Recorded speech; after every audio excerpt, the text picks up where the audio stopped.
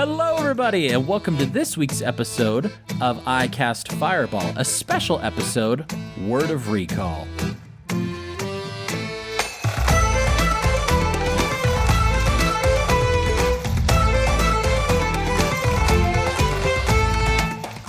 I'm Thomas, your DM/moderator for this week's episode, and around the table we have... I'm Mickey, and I play Malamara. I'm Jacob, and I play Lance Thalen. And I'm Ned, and I play Fleeple, baby. You all have been incredibly helpful, incredibly wonderful, and sending us your fan questions, not only about this arc, this Candlekeep arc that we just finished up, but about our characters in general, some of the NPCs that we've had, and just character moments and creation that we've that have been going on in the campaign in general. So we wanted to give an opportunity for you to ask these questions and us answer them. So I personally like these Word of Recall episodes because I get to peek into the mind of my players and how they like some of the things that I'm throwing at them and how they're reacting, because how I think they may be reacting and thinking about something could be entirely different. I'm going to be kind of moderating here, but Ned is actually going to be doing a very D&D thing, or Fate Accelerated thing, plug for our sister podcast, Improv Tabletop, and he's going to be rolling to determine which section we draw our questions from. We got a ton of fan questions, though, and so we have them split into 3 sections. Ned, what are those sections that we have? Section 1 is character-specific questions. Those are ones directed specifically to one of us players. Then we have campaign moment questions, which address specific moments that have happened. And then we've got Lonely Thomas questions. That is the section above this list of questions in our Google Doc here. I assume Lonely Thomas isn't due to my state of mind, but questions specifically directed towards me, I hope, at least. Dude, I don't know what's going on in your state of mind. I'm just over here rolling a fate die every time we need a new question.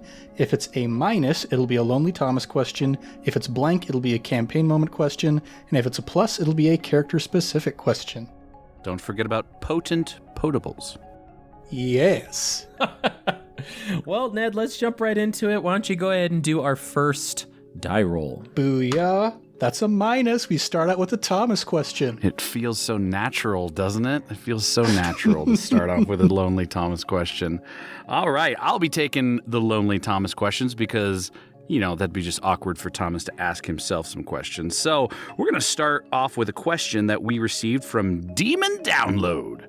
Good name. Very good name. Demon Download. And he asked, or they asked specifically, Thomas, how early in your planning did you know Mud was coming back? We recently had a return of an NPC, I would say, cast favorite and fan favorite NPC, Mud the Kobold.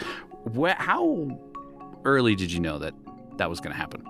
Well, first off, I guess I should say spoilers if you haven't caught up on the actual campaign up to this point.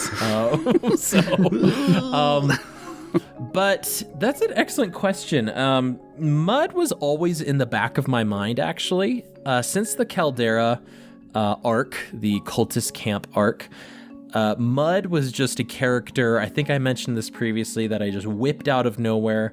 It was just one funny kobold I thought would make me laugh, and he just was always in the back of my mind as like a possibility of coming back, a possibility of like interacting with Fleeple again, because Fleeple seemed to really connect with him and want to interact with him. And so I just kept thinking about, I didn't necessarily know where I was going to bring him in, but I did know the kind of arc that Mud was going to take. I knew that he was going to follow these kobolds that escaped the Caldera camp, and that they were going to be in a bit of trouble. And it just made sense to me, if I wanted Mud back and to actually survive, that they needed some external help. He needed some extra help as well. And so I kind of found that way of just justifying how he would get there while also marrying what I thought would be a really fun encounter for our players and characters to interact with. And it was. It was. Mm-hmm. I also think, I don't know if we ever mentioned this in the episodes, but it was so funny that we realized that Malamara has never interacted with Mud. And so Malamara walks into the room with Fleeple and with Lance Thalen, and there's just this other kobold Other there kobold. that we're like, yeah, he's totally fine, and it's like, cool. okay, He's chill. He's with us. He's with His us. force of personality just instantly sways Mal's heart. It's very true. All right. Excellent question. Thank you, Demon Download. And if you ever create a rock band, we'll know that it was you, because that is a dope name. Indeed. Next question. Which one are we looking at? That's a plus. This is going to be a character question.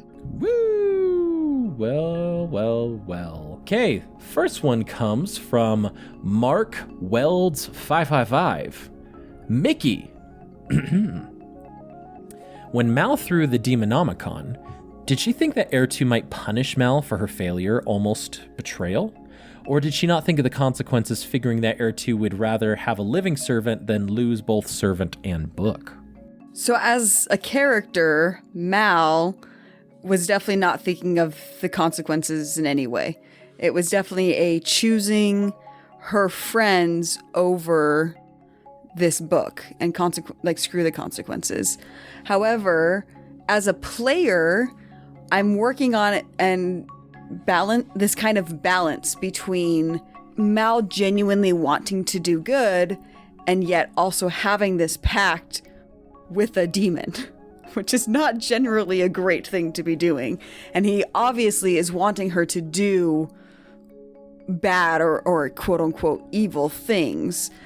And so in that moment, I saw a chance to make a character choice in shifting that balance. Because so far, killing the Gith and hiding the sword and doing those things, she kind of started going toward Errtu a little bit more, and she needed a balance to kind of shift back the other direction. Right. So that's why, as a player, I was, instead of just trying to beeline it out of there like I was working on, I was like, oh, maybe this might be a cool character choice to choose her friends over the book and then see what the consequences or what Thomas was going to make the consequences of that be. But it didn't matter because Star Platinum was right there.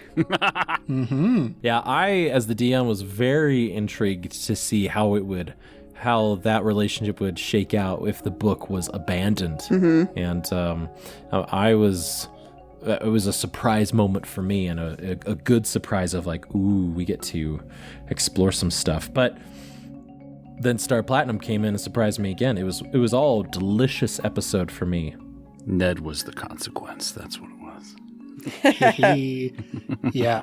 And honestly, I was just like, this is an artifact. Like, this is a ridiculously powerful magic item. I'm not letting this out of our grip.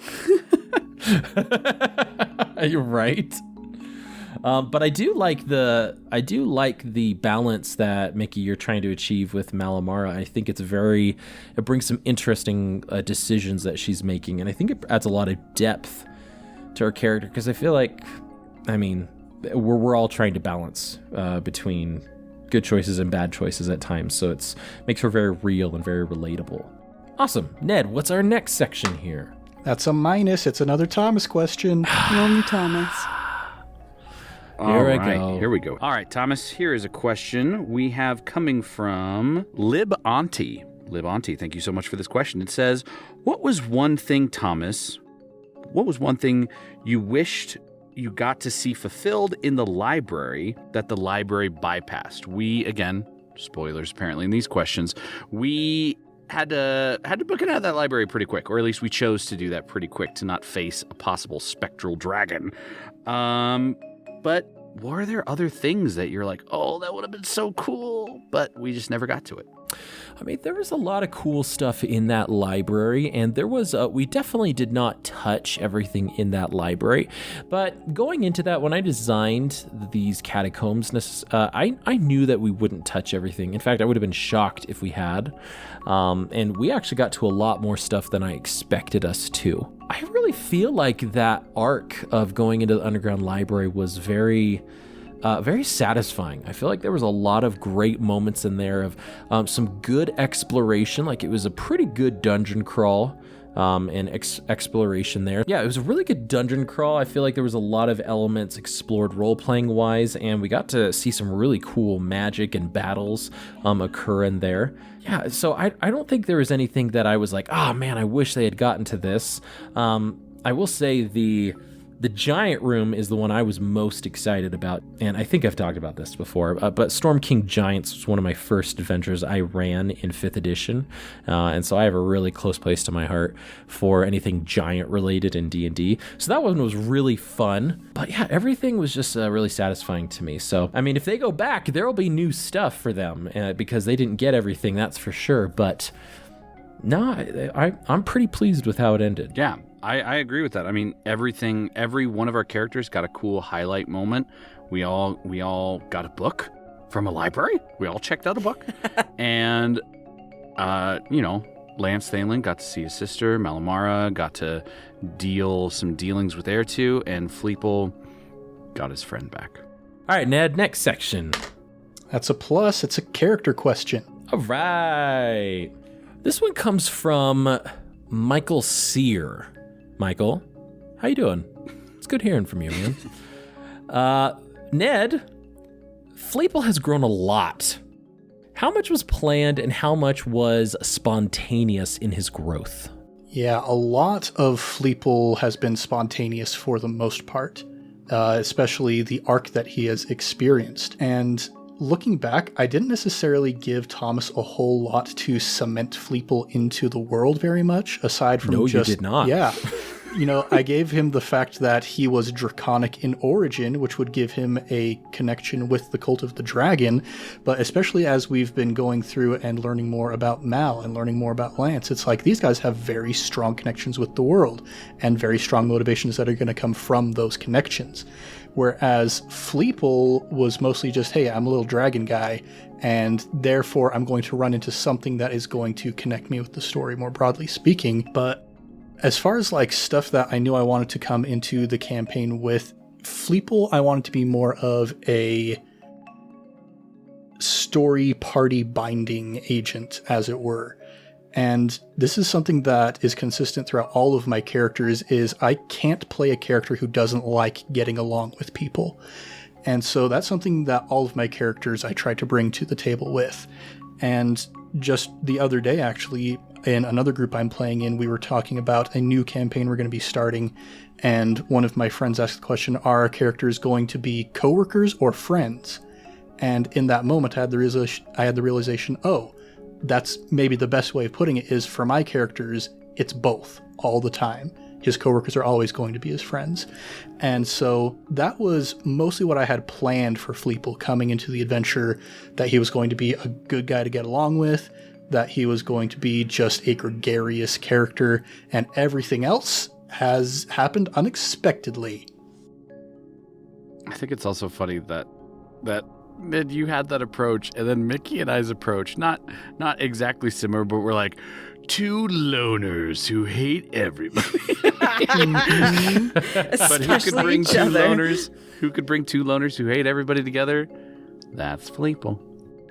It's been really fun to see a lot of these things that Ned has thrown at me, of like, yes, this is what I experienced, and I just frantically write it down, being like, okay, that wasn't in his backstory. I'm jotting that down. This is what he did. The shroom cave. So that I could like plant seeds, because Mal and Mickey and Jacob, they gave me a lot to work with their backstories, and I kind of pick and choose.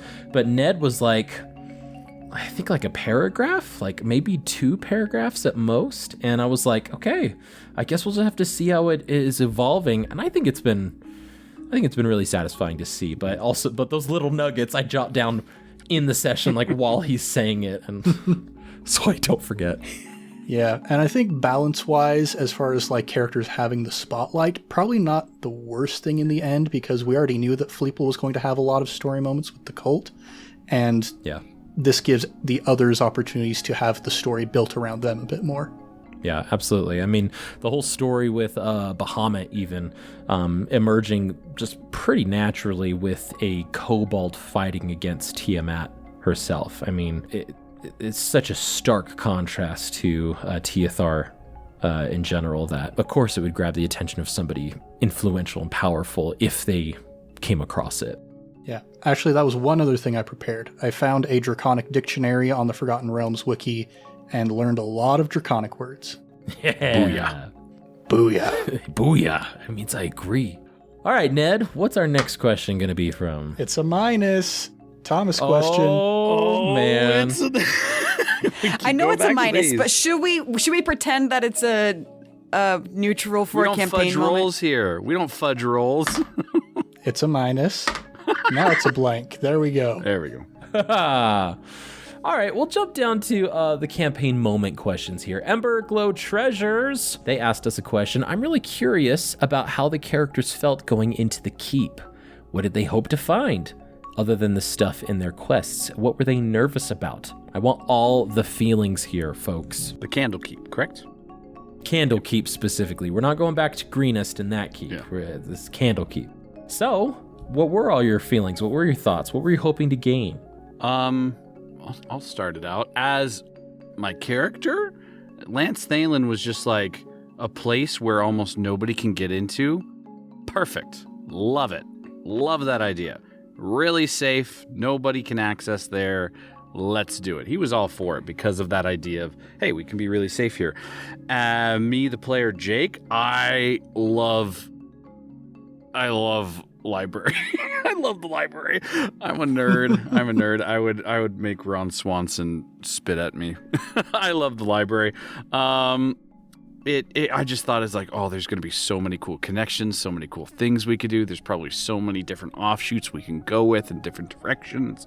I mean, and this all stems from even the past. One of the first video games I ever played was Baldur's Gate. And where do you start in Baldur's Gate? You start at the Candlekeep. You actually start in that game at Candlekeep. So that's a really cool thing. And I'm like, oh my gosh, it's my first experience with D&D and it's happening in this campaign. So I was really jazzed about that.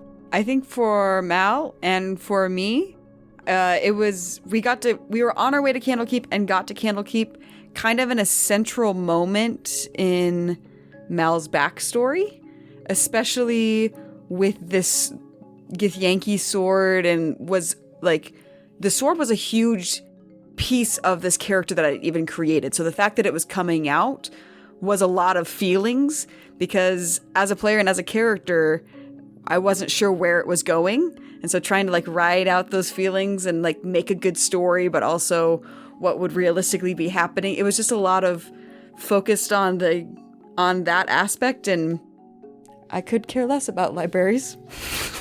I just wanted to go shopping. Oh, well, that's what's cool about this library. Get some magic items. Yeah, I think this is like the first place where you could reasonably get somewhat powerful magic items, because before it was just Greenest, and that was it. Ned, how about you? I also have a very strong affinity for libraries. In fact, before the local library shut down due to pandemic-related reasons, I would stop there like every day after work to do some D&D prep. So the library and D&D have very strong connections in my brain. But as far as what Fleeple was interested in, he was all like, okay, I mean, this is our job for the Harpers. We're going to find some information. We're going to stop the Cult of the Dragon. Let's find that information. That's what he was really just excited about.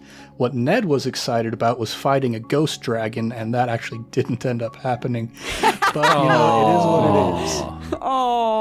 Oh, man. I won't belabor this point because I think we talked about it in the podcast as well, but the whole one of the big reasons why we went to Candlekeep, because it's not in the Adventure of Tyranny of Dragons, was Wizards of the Coast released Candlekeep Mysteries, and me and Ned were just so excited about this library to go to that we were like, how can we work this out? And with the guest characters that we were going to have come on, it kind of just worked out of like, we need something that can break the pace so that our guest characters are fellow actors and friends that we had. So I think it'd be fun doing like this showy theater storybook type adventure. So it just kind of all cemented in and worked out just right at the right time. All right, Ned, go ahead and roll it. But if it's a minus, it's a minus. So help Hey! me. Time for some Lonely Thomas. Thank you. Let's go with Clayton for Bush. Clayton for Bush asked this question. It says, to the DM, it seems a lot of D&D podcasts like using mind flayers in Underdark dungeon crawls. What made you decide to create Ruse Desk the Banished? Was it... or it was a bit of a cliffhanger, also what happened to him, that he just vanished, the Banished vanished. And after the dragon section opened, are there any future plans with this NPC? Ooh, a lot in that question. A lot to digest. So despite having been a DM for many, many years, I feel like there's a lot of basic D&D tropes I haven't been able to really flex on or been able to experiment.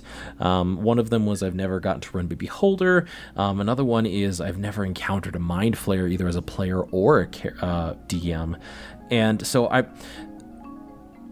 I would try and, in this story, I'm trying to find ways to bring those tropes in so I could have my cake and eat it too, while at the same time, like, making them interesting and having them fit in this story. So it's not just, like, totally abrupt. I'll go ahead and share this. It was shared by the characters as they were like, how did Fleeple get in here? And how did that Mind Flayer get in? Yeah, that library has been compromised with another secret entrance into it. And so creatures of all sorts can populate into that and can find their way into that library through whatever means. And those means weren't ever investigated by the party as they were being chased by this spectral dragon, so to speak. But absolutely, a Mind Flayer being banished from their tribe, it just made sense, them being such intelligent creatures, to go exploring. And they are creatures of the Underdark for the most part. And so it just made sense for them to be bitter with their banishment. And I won't lie that Critical Role was definitely an inspiration for this type of arc, the beginning of their campaign 1 that they had. That was obviously a huge, for me, a huge inspiration to bring Ruzdek the Banished, but I'd like to feel like it had slightly different motivations. Ned hinted a little bit at maybe why Ruzdek wanted to get into the draconic section of the library. And as for the last question, are there any future plans for this NPC? We will honestly just have to see where the story takes us. I have an idea of where this character is going to go, but will our party ever encounter them? We'll have to find out. Yeah, it's interesting. We've got our player group chat that Thomas is not part of, and it's called Schemes Against DM.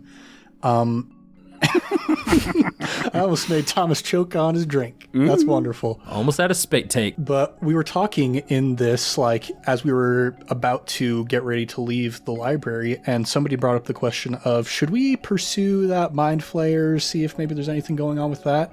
And I straight up said, I want to see if Thomas has any other plans for this guy. And the other players, I am very grateful that they were like, yeah, that sounds all right. So if anything does happen, I will be very excited to see what it is. I did love that moment in that episode where you're all talking with Mud, talking about Terrian, and I think it was like 10 minutes. And then you're like, oh, yeah, Ruzdek, come over here. And I'm like, Ruzdek is gone. And you're like, shoot! Dang it! Where is he? Oh, that was a really fun, satisfying moment, because while you were talking, I was like, and Ruzdek roll, and he disappears, and he slips away, and they don't know where he is. It was really fun to be able to let Ruzdek pursue his own ambitions there. So we'll see. We'll see if he comes back. Mm-hmm. The Banished. All right, Ned. That's a plus. Character question. Woo! All right. So we're going to go to another question from Mark Welds 555. Jacob, I can understand why as a player you would want to get the story of Yellow out. It's fun to reveal the backstory you've worked so hard on, but what prompted Lance Thalen to tell Quilliam the story, seeing as how personal it is to him and how reserved and secretive he is? Yes, the story of... These are banger questions. These are They're good. way good. These are very good. The story of Yellow, that was interesting. I was not planning on doing that at all.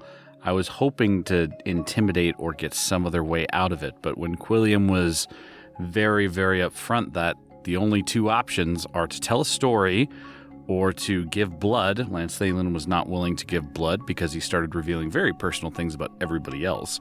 So Lance Thalen was like, heck to the no. But Lance Thalen knew that if this guy wants a story, it probably has to be quality. I can't just tell a random little, like, dinky little tale. I have to come up with something that's intriguing. And he thought of the most intriguing thing that he knows about, which is Yellow, his sister. So and obviously in the way he tells it, he does not connect necessarily himself to it up front. It's obviously an implied thing for, the listener of the podcast, or for, us who are making the podcast. But for a Quill who's stuck in a library, probably won't make the connection. So he thought of the most creative thing he's ever seen happen, and that was something that Yellow did. And that's how kind of the story unfolded. And aren't we glad that it did? Mm-hmm. Yes, it's. I'm really glad that Jacob's backstory is finally starting to come out. There's so many moments that we've teased for so long that it feels good to finally have it come out slowly. Mm-hmm. Still plenty in the back pocket, but yeah. Oh, absolutely. Still plenty in the back pocket for everybody, whether you know it or not. But Ned, what is our next section here? That's going to be A-. Lonely. Oh my gosh. I'm Mr. Lonely. All right. For anybody who asked campaign moment questions, we are terribly sorry we haven't gotten to them yet. We will. Because we're actually almost done with all of our Thomas questions. I think this is actually the last Thomas question we have. Because someone asked another Thomas question, but it was very similar to each other. So we got one more, really, that's a very distinct one. This is from Michael Sear. And it says, Thomas, what do you find juicy in a character? What helps you help them tell their story? I'm assuming player character is what Michael's referring to here. What do I find juicy as a DM? What do I find juicy about a player character? I really like inner conflict. And I when I say conflict, it's a lot of people have a different idea of what conflict is in D&D, or even just tabletopping in general, or in life.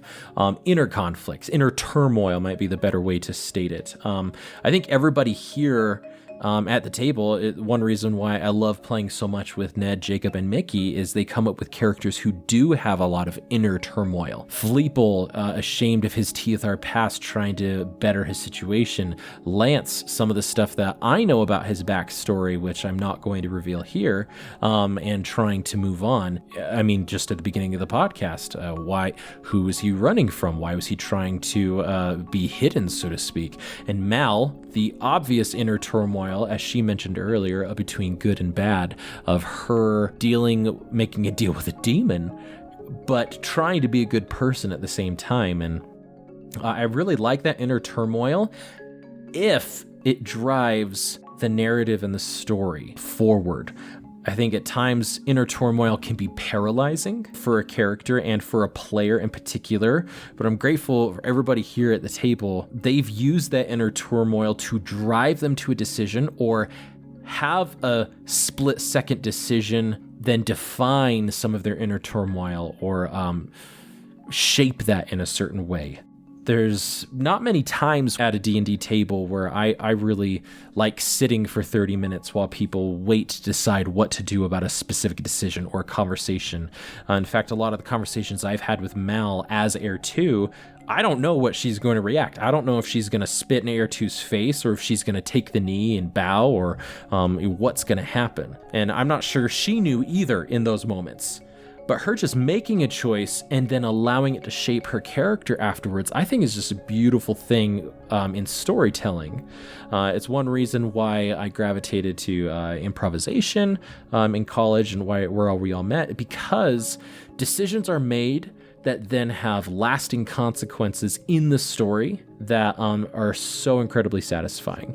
Really long answer, I feel like, but I really find players who give that, and I try to do that as a player too, although I haven't had as many opportunities to be a player, but people who are willing to allow internalize their decisions as a character and then move the story forward, I find will always be a much more satisfying story than those who are only focused on the mechanics, or only focused on one aspect, or this or that. Well, if any of you want to see Thomas playing a character with some internal turmoil, may I suggest Captain Chew from the Balanced Breakfast Brigade over on Improv Tabletop. Where I'm impersonating a nondescript person in the real world. Maps have keys. Yeah, nondescript. Maps have keys. Fry, you fools. Oh, Excellent question, though. Thank you. All right, Ned. We've only got 2 sections left, so... yeah, let's relegate minuses to campaign moment questions, because those need some representation. Since It's a we've plus. Getting a lot. That's Character question. to the characters. Hey. All right, we'll have... this question comes from The Wandering Bard, excellent name, to Mickey. They are a tad behind, but how fearful is Mal of the gift Errtu gave her that the gift desire back? Is she going along with her patron out of pure fear, or is there an actual desire to see what he can do for her? And I think part of this is answered from some of our more recent episodes, but I think there's a lot that we don't know yet about Malamora. This is a big part of her backstory for sure. To answer the first part of the question, Mal, not fearful of it because she does not understand what it is. And if you have read up on the Gith race and you know what this sword is, she should be a lot more afraid than she really is.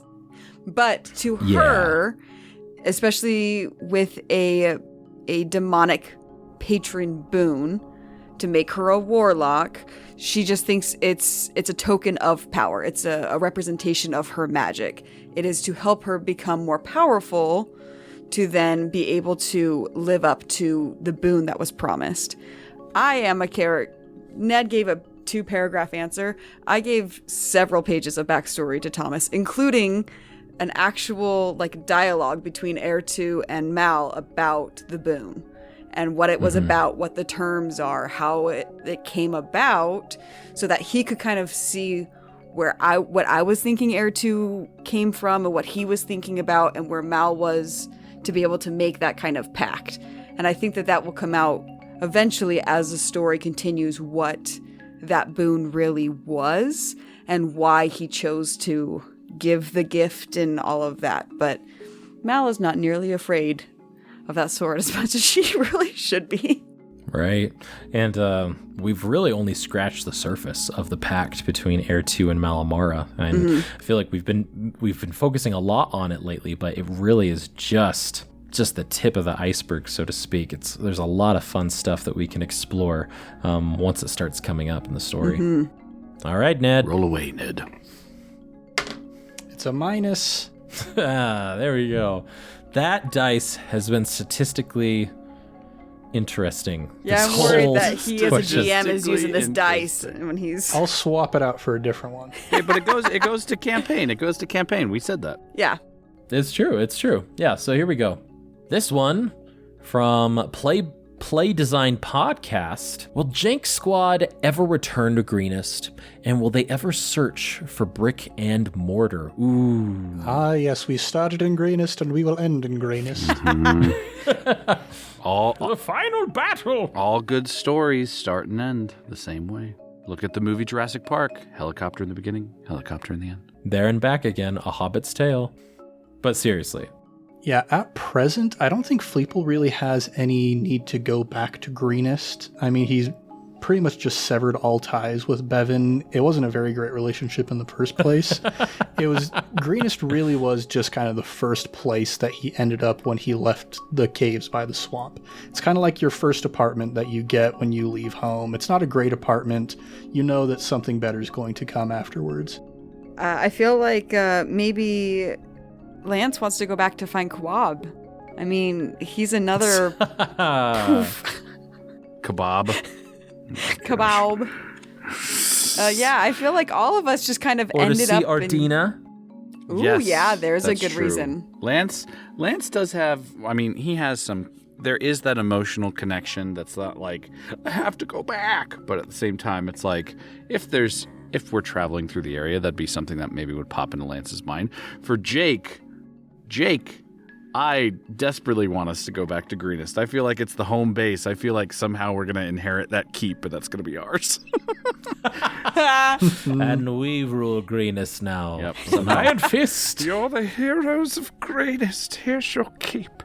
Anyway, but yeah, I don't know. There's always a little fun place of wherever your campaign starts to revisit it many, many levels and stories later and just see how crazy different things are. And what about brick and mortar? Oh Until gosh, this why would I question, I ever want hadn't to even play considered it. RPGs with Caleb Anderton? Yeah. Ooh, yeah, that's a good point. Seriously. Yeah. I would love us to interact with brick and mortar again. Lance Thalen? No. Yeah. Until this question had not He's like, considered it. those were some weird people. They literally disappeared. Don't need to go looking for that. But who knows? I would imagine somehow maybe they'll pop back up. Man, Mickey, I'm shocked that you, like, till this moment have not considered going to see brick and mortar, like, try to find them. Not at all. Well, they literally disappeared on us. Like, how are we supposed to find that? Like, follow the Very wisp. true. Very true. Yeah, I mean, logistically, it was like, this is a great opportunity to bring in these people for this miniature arc. But just logistically speaking, how are we going to bring Caleb and Heather back into the recording? I Yes. mean, I love both of them. They're phenomenal performers. You can hear a lot more of them on Improv Tabletop.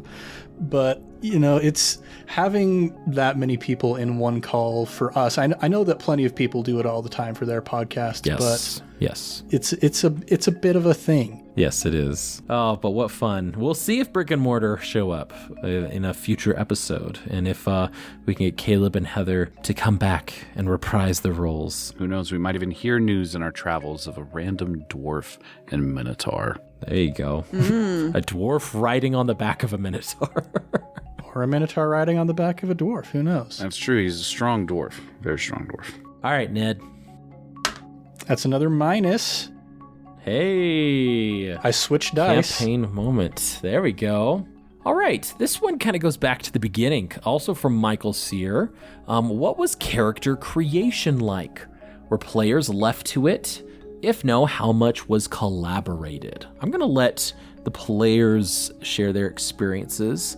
Any new experiences. I think we might have talked briefly about character creation previously in either like our Crunch Squad episodes. But yeah, what was it like for each of you? Correct me if I'm wrong, but I'm pretty sure we specifically didn't want to know. Did we do party? What's the word? Like party Session creation zero? is what you're saying? No, like party leveling. What's the word? Party balance. Did we do party balance? We talked about it somewhat. I think we talked about it through Thomas, or at least I did. I remember specifically because I was thinking about being a warlock. And I was talking about it, and then Thomas was like, actually, Mickey was going to do a warlock. And so I was like, oh, then I'll be a bard. But then Ned was thinking about being a bard, and then neither of us ended up being a bard. I was originally going to be a barbarian, and our fourth player that did not end up playing with us was going to be a bard, so that's why I switched That's to warlock. right. Yes. So yeah, we had.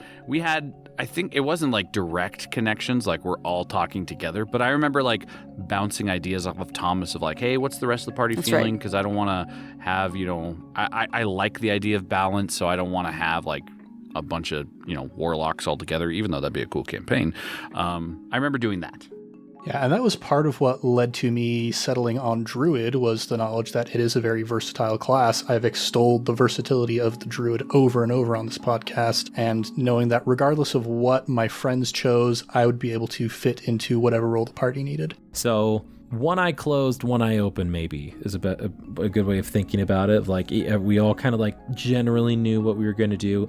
Obviously relationships weren't formed beforehand, but we kind of knew what was going on. I obviously talked with all of them, but yeah, that's kind of how character creation was established. Yeah, and just in writing my backstory, I literally have done it for every character. I open up the notes app in my phone and I just start typing. I kind of go through a character. I like to build on like a natural story arc. There's exposition. There's something that happens that changes the trajectory. I kind of build off that. I mentioned a little bit about my character creation process. There are a couple other things that you will often find in my characters, not always. One is some obsession with food, and the other, I read this really fun article on Bell of Lost Souls. It's a review of Dragons of Stormwreck Island in the new starter box. Yeah. And they're talking about how there's some kobolds and how it introduces them to you. And I love this quote. I actually copied it into my notes app. It says, "This is 2022's D&D, and the secret sauce, as it were, is weird little guys. Always has been. Just now, the weird little guys are front-loaded instead of discovered on accident." And that is that's another strong driving force in my character creation process. That's very true. Every character that Ned brings up to me in any possible campaign that we're going to be doing or one shot, he's like, "So I'm thinking about doing like a corgi race. What do you feel about that?" Yeah, the Canitar, it's a blast. Yeah. Oh, man. Didn't you run an been a lot entire of fun, campaign where all of the characters? So it's an 8-person campaign. It's fun, but it's a lot of people. And we essentially started out in 2 different groups. One was all the girls in the campaign, and they were kind of doing their own thing. And the other was all the guys in the campaign, and they were all Canitars. So we just called them the Dog Squad, and it was great. The Dog Squad. Oh my gosh, that's so brilliant. If you don't know what a Canitar is, you need to go Google it. It's listeners, go Google it. You may not be disappointed. I can't guarantee it. I'll also say one more thing for myself at this question. I also really, because we were doing this and we wanted it to be high level, Lance Thalen is not very much like me in real life, but I wanted to incorporate some aspect of Lance Thalen. Like, that was a part of me, so I could really try and relate and connect to the character. And I did in Lance Thalen, constantly thinking through scenarios and constantly thinking what ifs. I do that in my life. I do that a lot. I am constantly evaluating situations and evaluating what to say and what's the right thing to say and what's this. And it's part of something that's been with me. I when I was younger was diagnosed with OCD, a specific type that keeps thinking of like different scenarios and how to approach it the right way. And that was something very personal for me. And I wanted to incorporate that to make the character very personal for me. Now, all the other stuff, I'm not really a super lonely person who's always, drab and all that. Clammy. I hope I'm not clammy. But yeah, that was something that I had never really done with a character before, was really try and find a quality for the character that I could very much connect to build off of that, to relate to them a lot more than usual. Wonderful. As we're coming low on time here, I'm actually going to take the last 3 questions and ask them without rolling the dice, if that's all right with you, Ned. Ned, this one comes from Mark Weld's 555 for you. As the lore master, congratulations on your promotion, by the way. Oh, thank you. Was there anything that surprised you about any of these rooms in Candlekeep? Was there any insight that Ned had that might have benefited Fleeple during the arc? Well, there was definitely that bit with the Red Wizard of Thay, that deeply intrigued Ned, but was one thing that Fleeple would have just kind of been like, oh, dead dude, oh, he tried to cast a spell and it went wrong. What was really fascinating to me, and something that I really commend Thomas on with the design of this dungeon, was how many disparate pieces he combined into one location. We go to one part of the dungeon and there's all this necrotic stuff. We go to another and there's giant lore, there's dragon lore over here, there's religious lore over here, and running into mind flayers out of nowhere as well. Not even like part of the library itself, but still bringing in that additional aspect. And it really felt like this conglomeration of all of this ancient, powerful stuff. Because you look at like the lore of giants and of dragons, they're both very primally integral to how the Forgotten Realms works. Like, dragons created the physical plane, essentially, and the giants had the Asturian Empire, and they ruled the world way back in the day, and then that fell, and there's a lot of mystery surrounding that. And so bringing in all of these ancient, forgotten, and mysterious cultures into this library was just kind of a masterstroke for this forgotten section. It was a lot of fun creating that dungeon, if you will, for all of you to explore. Excellent. Okay, so that is for Ned. Now, I'm going to ask one from Michael Sear, And I know it's kind of directed to me, but I want to get everybody's input here live, so to speak, that I would normally ask off camera here or off mic. Michael Sear asks, I want to run skill challenges in my game. What makes a skill challenge fun? And so I first want to ask another question. Was the skill challenge fun for any of you in this campaign here that we had going on? Yeah, Thomas and I had a pretty good conversation about this over text, but I want to save those thoughts for later because I just want to hear what everybody else has to say first. Loved it. That's if you have listened to my subclass episode of Rogues where I'm talking to Ned, I fetching love skills. That is my jam for D&D. I love narrative stuff. That's probably like a high one up there, but skill challenges are my favorite. I love finding ways to incorporate skills into things that might not necessarily be incorporated, and a skills challenge is just so bomb to find a creative way to use your skill to solve a problem. So I loved it. I've never run across skill challenges, and I find the idea intriguing, and I really like that direction that we're kind of going to be able to use or name a skill that we want to use in lieu of what a normal check may be, because I find that I think I avoid skill checks at all possible. Because I feel like I do not max min my characters very well because I like the mechanics of battle. Mechanics are my jam. And so I like to find loopholes and ways to make them mesh, but it's not max min.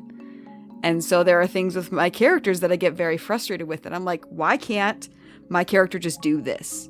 I just want to do this. So I love the idea of being, well, I am proficient in this, so maybe that will allow me to do XYZ instead. Right. Yeah, I on the other side am also very into skill challenges, and the conversation that Thomas and I had, it's kind of a double-edged sword with how this works in the sense of like you could have contracted that moment into a much simpler and shorter moment of just being all like, okay, let's get an investigation check or two. Oh, you find the information. And that could have given us maybe more time to interact with the dragon. But at the same time, it gave us this opportunity to slow down and have some really powerful character moments that we wouldn't have gotten otherwise. Particularly the mind, heart, brawn, muscle, Strength. I can't remember what. Strength, yes. Yes. I was just more focused on being the heart of the situation, you know. You are the heart. So I don't think there's a hard and fast answer as to when is the best moment for a skill challenge, because it can lead to those really powerful moments. It also can potentially slow down that moment. But I think what Thomas and I landed on is the best moment to introduce a skill check is when the stakes are high. Like, Thomas, could you talk a little bit about like the behind the scenes of what would have happened if we had failed the skill check? Yeah, so surprise, surprise, everybody. Those demons were trying to get out of that library, and they were pretty darn close to doing so. I had given them a 1 hour time limit, and they were going to burst through that barrier that was trapping them, just through their magical means, through just sheer force, and every failure was more time added on, because I wasn't going to necessarily force you to leave without the material that you came there for. That could possibly feel unfulfilling, but I was going to make it more difficult or give you a choice of do we need or do we want to stay longer by having these demons burst through and continue to chase you. So every failure added more time, added more time, added more time, and therefore the demons was closer. However, that urgency, as Ned said, wasn't necessarily understood by the players because I kept that secret. So maybe if that information had been shared, divulged, or it was a different scenario, like what if lava was rising from the ground and you had to escape through a hole from the top? There's a great example, I believe, of Critical Role. They're in a temple and they're in like one of the final rooms and water is rising to the surface, so they have to do a skill challenge. I could be wrong on that. It's acid, but the general idea, yeah. Yes, there you go. A very high intense moment of we have to succeed. If we fail, it could mean certain death for some of us or maiming. So yeah, I love skill challenges as well. It's one reason why I did it, obviously, because they give such a wonderful opportunity to add flavor to a seemingly quick moment. And it really, as Mickey said, it gives opportunity for the characters to not just be one-trick ponies, but to really explore what they have going on and what else they have to offer. So my advice would be to find a high-intense moment, inform everybody within reason what the consequences could be of their failure, and then that way the tension at the table is a little bit more palpable, which could lead to a heightened enjoyment of the whole experience. Yeah, because the stakes were high. We just didn't necessarily know that they were high. Exactly. Wonderful. All right. I think we'll do our last question here. This one comes from Mark Wells 555. What was your favorite room? Is there any place that you would like to return to if you return to Candlekeep later on in your journeys? Dude, I loved the creepy death hallway. It had nothing to do with the mission, but it was so thematic and there was so much cool stuff in there. Like I said, that red wizard, Ned, would love to go back and be like, what's this guy doing? And just like find all of the books in there. There were so many books that we never got around to seeing, so many like little cracks and crevices. That would be the place I'd want to go back to. I think I would also choose that room as a player.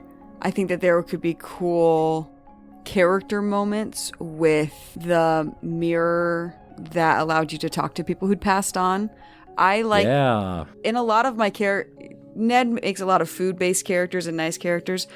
I have a lot of mystery in my backstories. I always leave holes open of, I have no idea what happened to this character. That's up to the DM. I don't know if they're alive or dead. They could come and go as they please. And so that I do have a lot of that in Mel's backstory, or not a lot of it, some of it. And so it'd be interesting to interact with that mirror and answer some of those questions, or be able to reunite with people that she has lost to reveal some of that backstory. I would say for me, not the creepy death hallway. Because of what happened to Lance Thalen in the creepy death hallway. Even though I loved obviously that moment for Lance, I don't want to give that up. I'm glad it happened and I wanted that to happen. But I mean, obviously Lance Thalen has kind of soured on that area of the library as he threw stones. I would say the stones that give us access to it. I would say for me, just as a player, what I'm most intrigued by are the places we did not explore. I'm intrigued by that riverbed down below, that they had tunnels down there. Where do those go? Past the dragon room, are there different areas there that we didn't get to look at? I am interested in what other secrets are in that place, because there was actually an area where Rue's desk, he walked past an area purposely, sort of like to direct you past that room and have you not go in that room specifically. So so I think it's the completionist in me that's like, I gotta go back. I gotta see all those other rooms I didn't get to open yet. Well, when we do go down to the lower level, Fleeple's going to swap out locate object so he can find those stones and go back to the creepy death hallway. And might not be a surprise for me, but I would go in real life just to the giant room and try to glean maybe some knowledge from the giants, these awakened or dormant statues, and glean their ancient knowledge, so to speak. You know, if we end up getting our hands on the new Bigby Glory of the Giants book that just got announced today, then who knows what's going to happen in the future. I saw that and my eyes popped out of my head. I was so excited for that. Well, I think that's about does it for this week's episode of Word of Recall.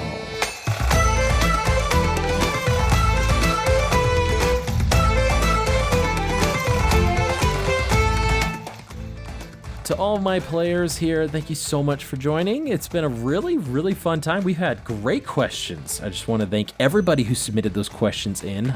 You are the true heroes of this episode. Really fascinating, fun stuff for us to explore.